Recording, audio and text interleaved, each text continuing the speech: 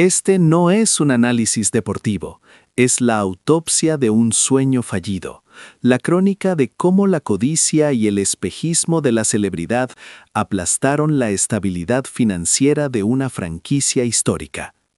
La noticia que sacudió el béisbol a principios de 2025, el megacontrato de 15 años y $765 millones para Juan Soto con los Mets de Nueva York, fue celebrada como la coronación de la era Steve Cohen, el momento en que el dinero finalmente compraría la inmortalidad deportiva. Pero la verdadera pregunta, la que nos atormenta hoy, no es cómo se firmó tal atrocidad económica, sino por qué se desintegró tan rápido, convirtiendo un ídolo en una carga en menos de 12 meses.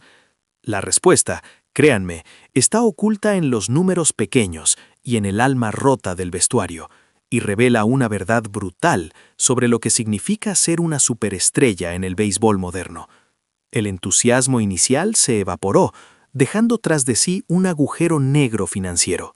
La primera grieta, el defecto estructural que condenó a los Mets desde el día cero, fue la forma de pago. Mientras que los Dodgers, con la mente fría y estratégica de una corporación que piensa a largo plazo, estructuraron el contrato de Shohei Ohtani con pagos diferidos, liberando flujo de caja inmediato. El pacto de Soto con los Mets fue una sentencia de muerte anticipada. $51 millones, pagaderos de inmediato en la primera temporada. El presidente de operaciones de béisbol, David Stearns, un hombre conocido por su devoción a la métrica y la sostenibilidad, vio cómo su meticuloso plan de reconstrucción se hacía añicos. «Nos quedamos sin oxígeno», confesó una fuente interna a ESPN. La necesidad de pagar esa cifra astronómica desde el primer día disparó la nómina total de los Mets mucho más allá del límite más alto del impuesto de lujo, consumiendo los fondos que Stearns desesperadamente necesitaba para apuntalar el verdadero problema del equipo, la rotación de lanzadores y la profundidad del bullpen. Los Mets de 2025 salieron al campo como un equipo cojo, incompleto, con una alineación estelar y una banca de liga menor. Como dijo mordazmente el New York Post, contrataron un Mercedes-Benz y le pusieron neumáticos de bicicleta al resto. El colapso de la temporada, según la cadena, no tenía otra causa principal que la restricción financiera impuesta por el contrato de Soto. Ahora, seamos justos, el contraargumento fácil que escuchamos de los defensores de Soto es, ¿pero rindió? Bateó .285 con 30 jonrones, es élite. Y sí, Soto es un bateador élite. Nadie lo niega. Pero aquí es donde la frialdad de los datos y el peso del precio entran en juego. Su contribución a la victoria se estancó en 4.5. Para un jugador que cobra $51 millones, la expectativa en el mercado actual es un WAR de élite, generalmente superior a 6. Un rendimiento de nivel MVP. Soto era muy bueno, pero no era el jugador transformador que justificaba desmantelar toda la estructura financiera del club. Stearns, cuyo historial se basa en la objetividad brutal, miró esos números y vio una ecuación insostenible. El costo marginal de un punto adicional de WAR se disparó a niveles absurdos. En mayo, Stearns ya había comunicado internamente que la viabilidad a largo plazo del club está en riesgo. Y para él, la sostenibilidad siempre sería el indicador absoluto por encima del orgullo de tener una estrella. Pero si la parte deportiva fue decepcionante, la parte económica fue catastrófica. Aquí está el giro de tuerca, el factor decisivo que selló el destino de Soto. La comparación inevitable con Shohei Ohtani. La apuesta de Cohen no era solo deportiva, sino económica.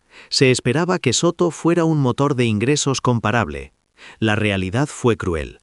Mientras que Ohtani generó más de $900 millones en impacto económico en Los Ángeles en solo unos meses, atrayendo patrocinios globales, turismo y una exposición mediática sin precedentes, el efecto Soto fue casi nulo.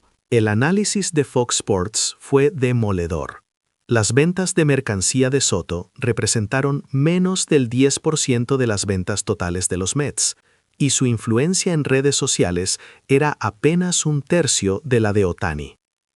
la Oficina de Turismo de Nueva York reportó un aumento de menos del 5% en el turismo asociado a su llegada.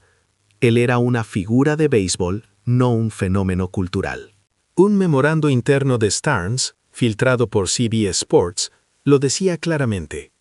Soto es de primera clase como atleta, pero carece de valor de marca global. El valor económico simplemente no estaba ahí para justificar la destrucción financiera.